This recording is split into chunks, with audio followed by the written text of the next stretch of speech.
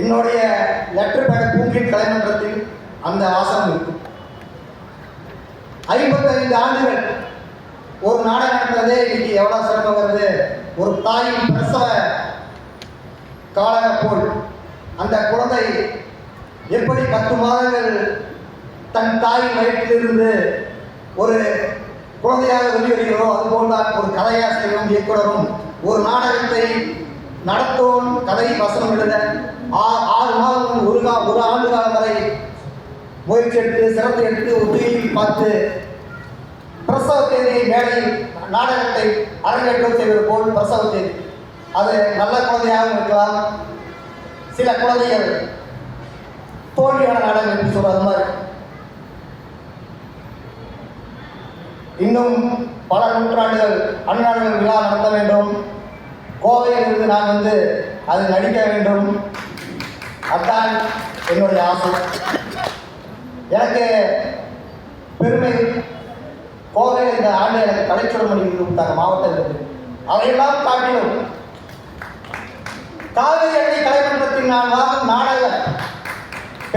நாடக அரசு மற்றும் அண்ணா விருதை நான் பெருமையாக கருதுகிறேன்.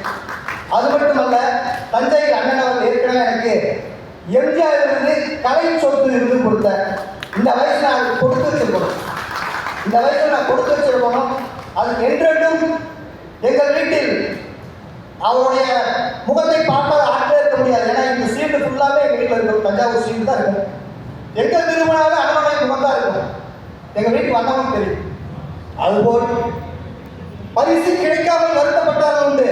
இந்த பாபு பரிசு கிடைத்ததுக்காக வருத்தப்பட்ட 25 ஆண்டுகளுக்கு அத்தனை பரிசு எப்படி கோயம்புத்தூர் கொண்டு வரும் தெரியல. வண்டி வச்சு கொண்டு வரும். அந்த அளவுக்கு நாடக கலைஞர்களுக்கு பரிசுகளையும் திறமை உள்ளவர்களை ஊக்கப்படுத்தி கொண்டிருக்கும் அண்ணன் அவர்கள் நான் சொன்னதை போல் இன்னும் பல்லாண்டு வாழ கலைகளால் வாழ்ந்து கலைகளால் நடத்தி கஷ்டப்பட்டு கஷ்டம்தான் அவர் சொல்றாரு. கஷ்டம்தான் இன்னைக்கு கூட சொல்றாரு. பொருளாதார ரீதியை பற்றியெல்லாம் சொன்னாரு. என்னன்னா உங்களை மாதிரி ஆளுக்கிறதுனால தான் கோவையிலிருந்து நாங்கள் 3 ட்ரிப் வந்திருக்கோம். 3 குழு நேற்று இன்னைக்கு நாளைக்கு எங்களுக்கு எங்கள் கலையரங்கத்துடைய வாடகை 1 லட்சம் ரூபா. இது மாதிரி நீங்கள் உங்களை மாதிரி ஆட்கள் அது தஞ்சாவூர் தான் இஷ்டப்பட்டு வரும்.